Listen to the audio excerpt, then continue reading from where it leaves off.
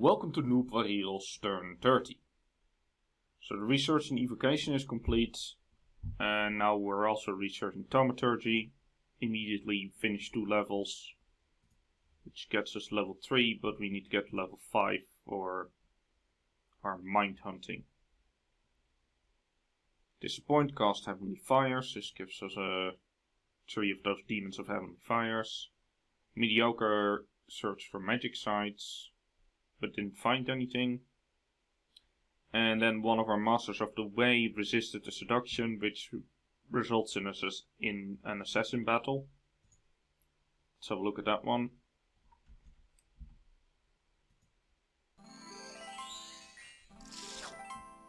So if you remember 2 turns ago, I started putting gems on my commanders, which enables this guy to cast Swarm. And the assassin is sacred, but he isn't blessed, and he isn't a priest, so he can't bless himself.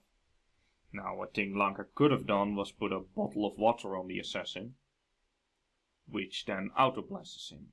But he didn't. He probably doesn't have the ability to craft that bottle yet, or just didn't think of it. So the assassin gets swarmed.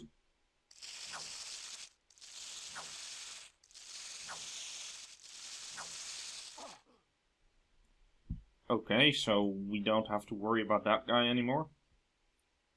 Then there's a battle in Ashington. I believe this is a Lanka counter raid. Let's have a look. Oh yeah, this is a bunch of mercenaries with spears.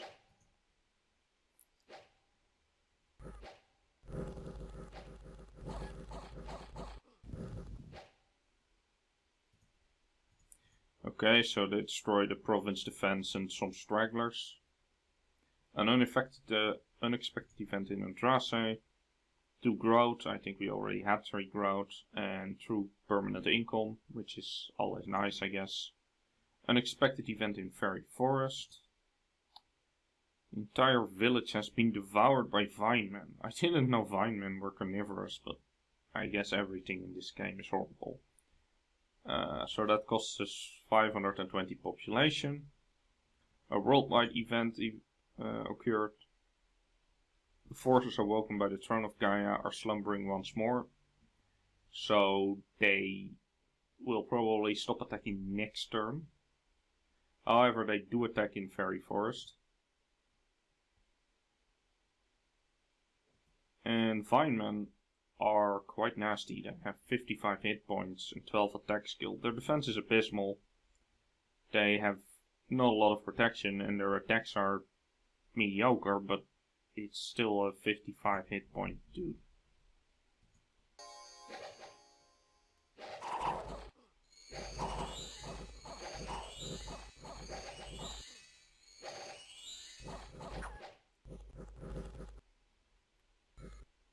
So yeah, that place gets overrun by Vinemen and Vine Ogres.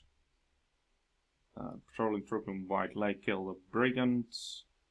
And we have bought, I believe, a bunch of crossbowmen. Okay, so for some reason Lanka hasn't besieged Acasta yet. Which I expected them to do. But that's good. Other than that, I am forging a bunch of stuff. I am forging a Skull of Fire here with Dayu.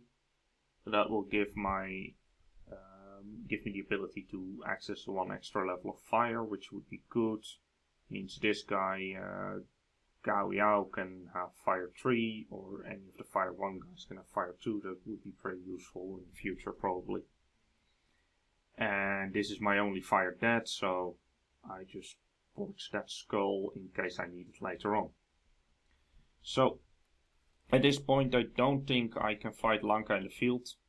So I decide to just hold them up here as long as possible while I research the tools to fight them. That's it for turn 30. See you in turn 31. Welcome to Noob Heroes turn 31. Research levels in thaumaturgy are complete, so we're now at level 5. Next is evocation, which needs to be at 6, and then I can mind hunt. At this point, cast Heavenly Fires again. There was a battle in Fairy Forest. Let's have a look at that one. Oh yeah, so here I decide to kick these guys out before any of the fish nations get any ideas about taking this place.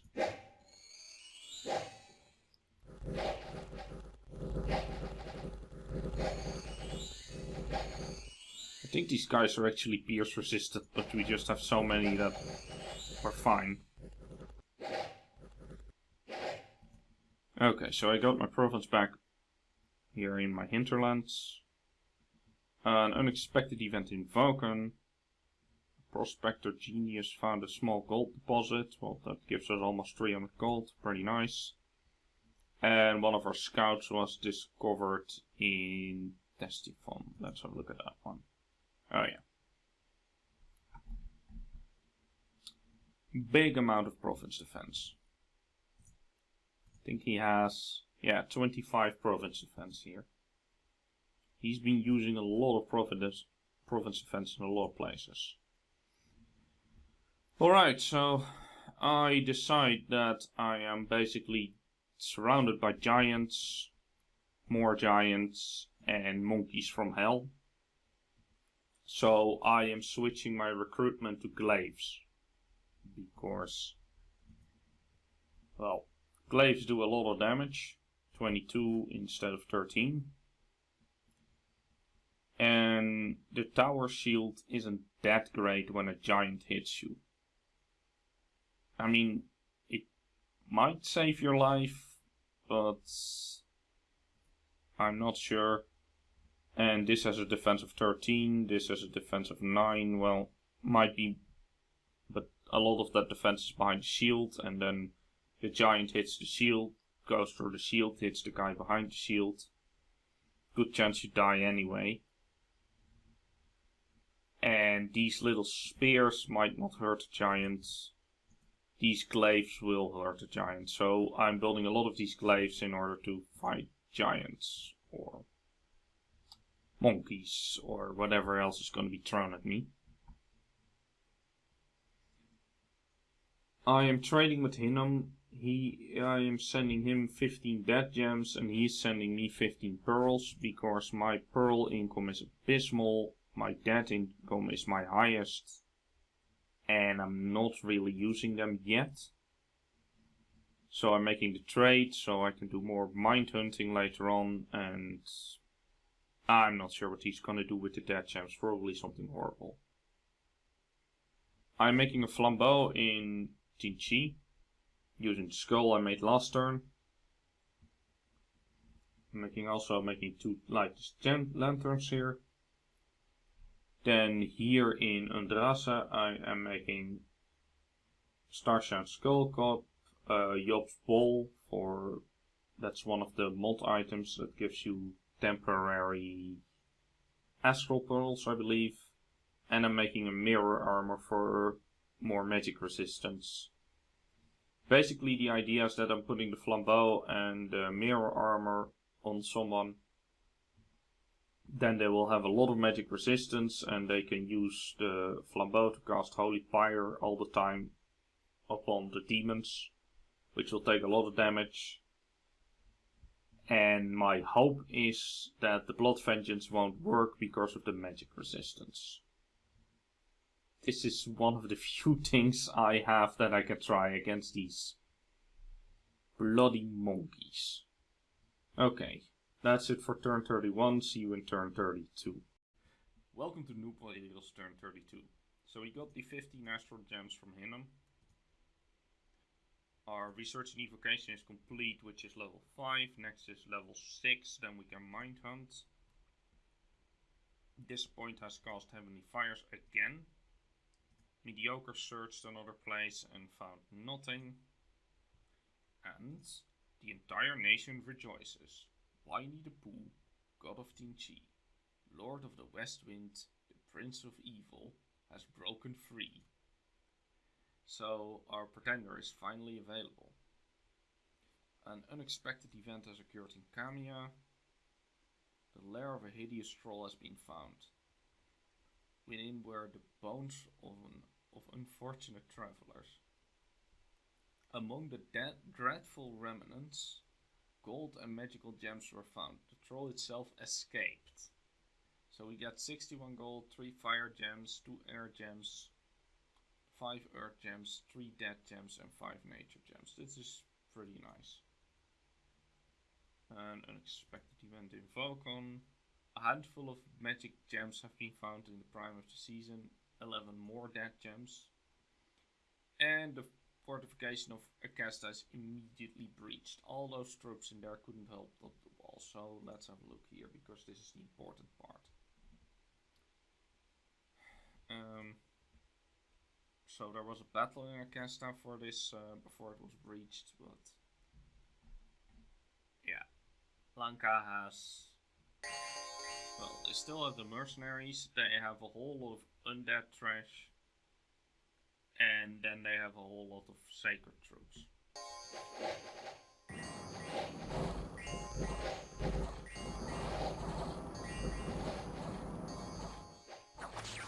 So that poor province defense stands no chance whatsoever. They brought up 391 things, of which the 50 mercenary spearmen, a whole lot of undead, and let's see how many. I think about 65 sacred troops. Which is gonna be something to deal with. Now, I'm setting up a defense, of course. In the front we have these chariots trying to run over whatever goes into the gate first. Behind that the mercenary spearmen because they're the most expendable. Behind that a little contingent of my own spearmen, what I have left. On the flanks about 200 archers, which won't do that much against the sacred troops, but they will burn down the undead, which I will be casting flaming arrows for. Then in the back we got all the scouts, so that if something tries to fly in the back they can go murder a scout. Good luck with that. And in the middle in the back we got all these demons of heavenly rivers guarding commanders, so if they jump onto that they hopefully lose to the demons. Then we got, let's see, 12 of these masters of the dead in the middle. They will all be summoning ghosts. How to the prophet has been equipped with all the magic resistance gear. He now has a magic resistance of 24 and he has a flambeau. So he can just cast Holy Pyre all the time. And his script is Divine Blessing, and then Holy Pyre a lot of times, then Divine Blessing again for the ghosts, and then spells. And outside of his priest spells he only has Holy Pyre. So hopefully he will just spam Holy Pyre on whatever is in the gate. We've got these guys. The Demons of the Heavenly Rivers. They're on fire closest. So they have got these flaming wheels they can throw. They have 10 ammunition. And it does 16 magical damage. So Lanka's invulnerability blessing is not gonna help. It's fire damage, which they have resistance to, but not that much. So hopefully these guys will do some damage, and after they run out they will probably fly and jump into Lanka's lines and start attacking with a flaming fist, which is kinda disappointing, but hey, that's all we got. Then we got a bunch of other magi. The water 2s are casting desiccation a bunch of times, hopefully tire the enemy out. And then summon a water elemental. We got some astral mages casting body ethereal and then forming a small communion. Phoenix Pyre obviously. Phoenix Power, I mean. Phoenix Pyre is well out of reach yet. Do I have any major mages around? Oh yeah, here, Mossbody and Swarm.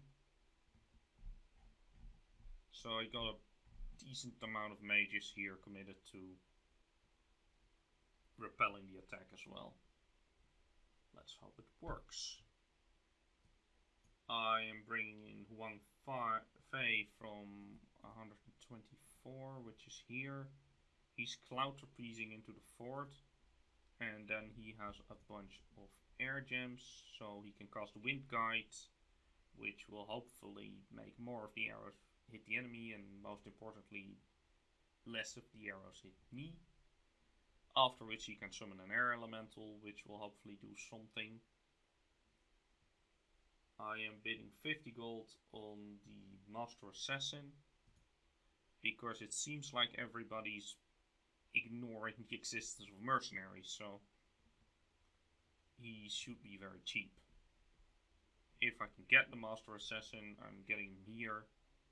He can be given equipment, and then he can hopefully kill some Lanka commanders. Through Discord chat, I found out that Calem's Pretender has woken up and is now besieging his former capital. His Pretender is like the Lich, the 3 hit point Lich, but he has a lot of invulnerability and resistances, so whatever was on there didn't manage to kick him off. I am forging an Eye of the Void, a Rune Smasher, a Thistle Mace, a Dwarven Hammer, a Starshine Skullcap, and a Bottle of Living Water. Most of that stuff is for mind hunting, the Dwarven Hammer is to ramp up production, and the bottle is in case I get the Assassin, then the Assassin can start running around with the bottle. Okay, that's it for turn 32. Let's go to turn 33, where we can see the battle happen. Welcome to Noob Heroes turn 33. So the research and evocation is complete. We can now mind hunt. We cloud freeze in as promised. And here is the battle at Akesta.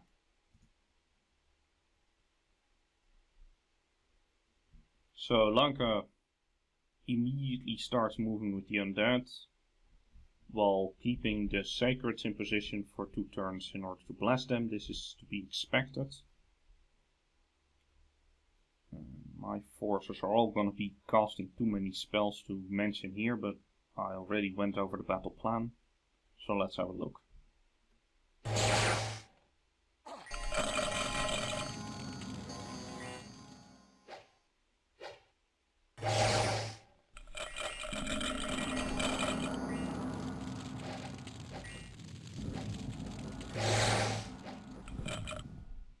The gate is plugged.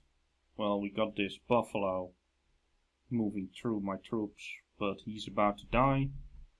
And the undead are going to be stuck in these 2 squares. Let me turn on the squares actually. Yeah.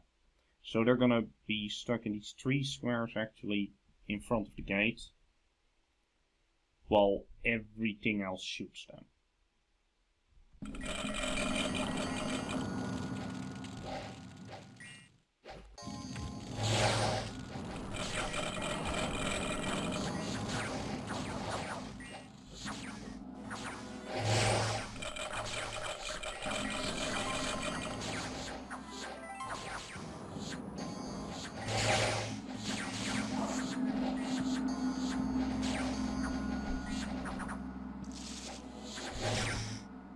Here come Lanka's commanders who jump in the back in an attempt to, well, not be stuck here, I suppose.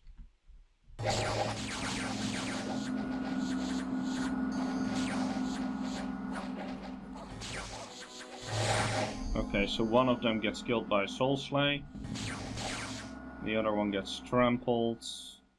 He's already stunned from the charged body effect.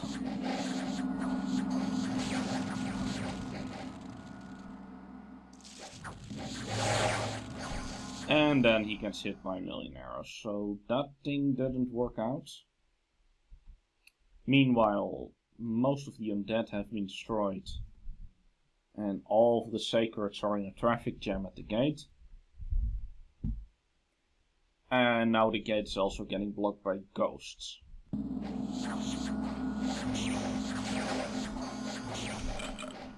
If you can see these guys who are grey, they are paralyzed by ghosts. This guy is going to be paralyzed for 10 turns.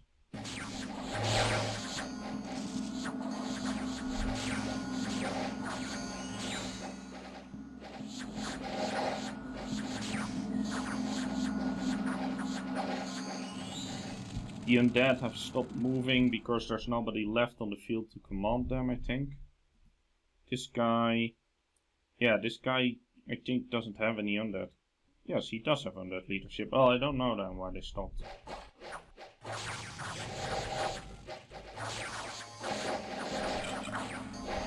Okay, so the demons of the heavenly fire decide to jump over the gates. It's not in their interest if you ask me, but they do it anyway. And the fire elemental has just moved straight through the wall because it's ethereal.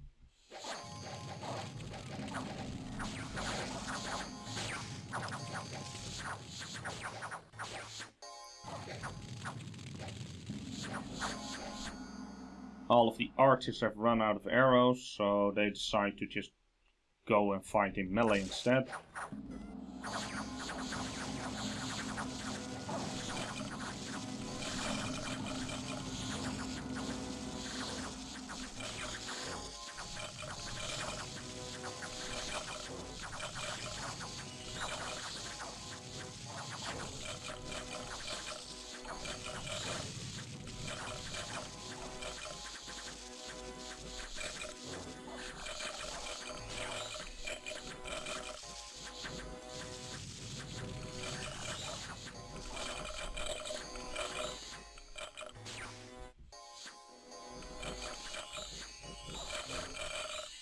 So yeah, they've routed because they just ran out of people, and if half of your army is dead, the other half runs away.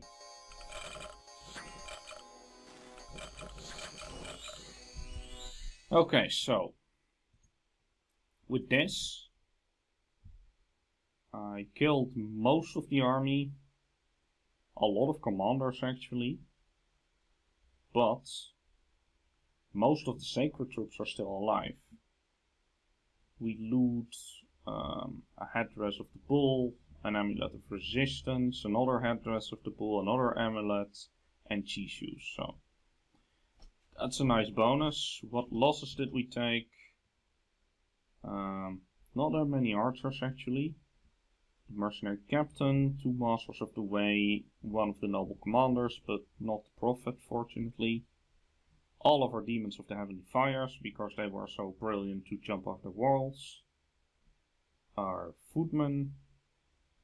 And most of our heavy footmen. So most of our melee troops died. The nobles, interestingly, most of them survived. And the fort garrison died, but they'll just be back next turn.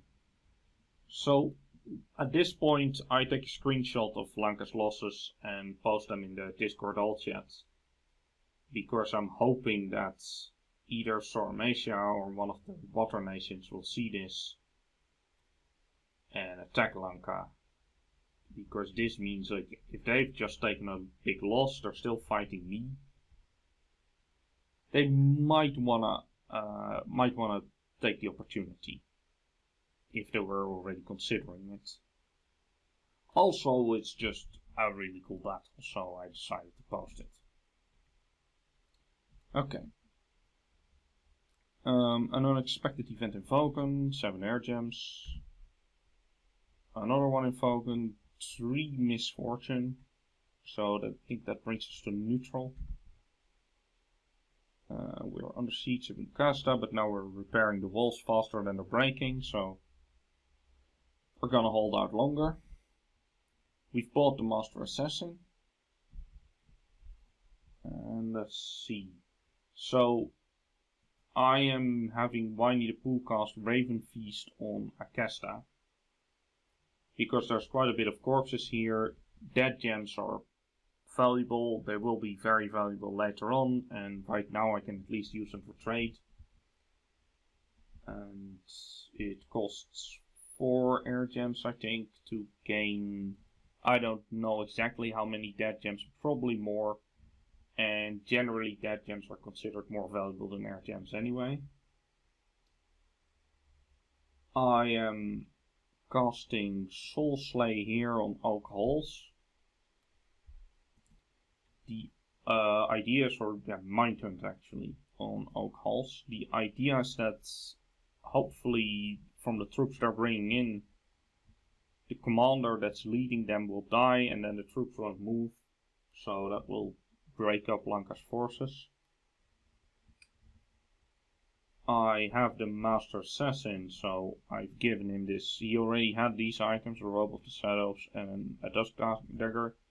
So I handed him a bottle of living water and I gave him the order to move into Acasta. So he can go assassinate the besieging commanders and break up their attacks even more. I just have to hope that nobody overbids me on the Master Assassin and takes the bowl of water. Because once you give something to a mercenary commander, you can't take it away anymore. And then somebody else is gonna have a really powerful assassin. I'm sending out a mage to do Air 2 and Fire 2 searching, because I've mostly been searching for Air 1 and Fire 1. And in TNG I'm just forging 6 Lightless Lanterns. Now I'm going to full on Lightless Lantern production, because I need more research. Alright, that's it for turn 33. See you in turn 34.